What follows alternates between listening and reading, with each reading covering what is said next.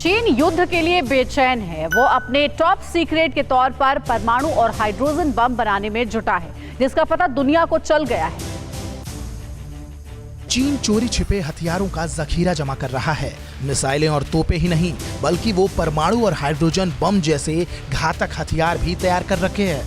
पता चला है कि चीन अपने परमाणु और हाइड्रोजन बम जैसे घातक हथियारों से जुड़े टॉप सीक्रेट्स पिछले 5 दशकों से दुनिया की नजरों से छिपा रखा है।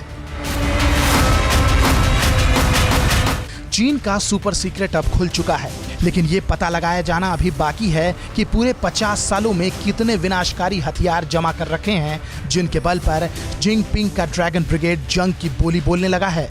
अब तक खबर आई थी कि चीन ने कई देशों में अपने सैन्य अड्डे बनाने के साथ ही परमाणु हथियारों की संख्या भी दोगुनी करनी शुरू कर दी है। इसके पीछे उसका मकसद अमेरिका को निशाना बनाना है। अमेरिकी रक्षा विभाग पेंटागन ने चीनी सेना की सालाना रिपोर्ट में इस बात की आशंका जताई है कि चीन वैश्विक सुपर पावर बनने के लिए ऐसा कर रहा है। पेंटागन की यह रिपोर्ट ऐसे वक्त में आई जब पूर्वी लद्दाख के पैंगोंग इलाके में झड़प के साथ भारत से उसका सैन्य तनाव एक बार फिर बढ़ गया है।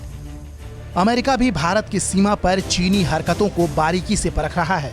पेंटागन की रिपोर्ट के अनुसार भारत के 3 पड़ोसी देशों पाकिस्तान, श्रीलंका और म्यांमार के अलावा थाईलैंड, सिंगापुर, इंडोनेशिया, संयुक्त अरब अमीरात, केन्या, सेशल्स, तंजानिया, अंगोला और तजाकिस्तान में अपने ठिकाने बनाने पर विचार कर रहा है। अगली खबर का रुख कर रहे हैं। मुंबई में नेवी ऑफिसर की पिटाई करने वाले गुंडों को कुछ घंटों में ही जमानत मिल गई। सबको थाने से ही छोड़ दिया गया। उद्धव के इस कानून पर सवाल उठने लगे और लड़ाई अब सड़क पर आ गई है। रिटायर्ड नेवी ऑफिसर की पिटाई वैसे ही बड़ा गंभीर मुद्दा था। ऊपर से इसकी टाइमिंग ने महाराष्ट्र की राजनीति में आग ही लगा दी। मदन शर्मा के परिवार जब न्याय के लिए सड़क पर उतरे तो महाराष्ट्र बीजेपी को भी एक बड़ा मुद्दा मिल गया।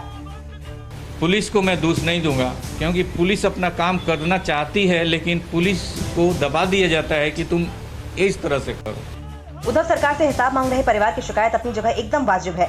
यकीनन रात में सरेआम गुंडाई और अगले ही दिन जमानत। यकीनन महाराष्ट्र में तो हद ही हो रही है।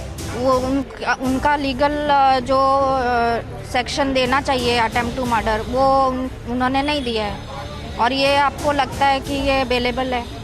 महाराष्ट्र के पूर्व मुख्यमंत्री देवेंद्र फडणवीस का कहना है कि राज्य में जो हो रहा है पहले वैसा कभी नहीं हुआ।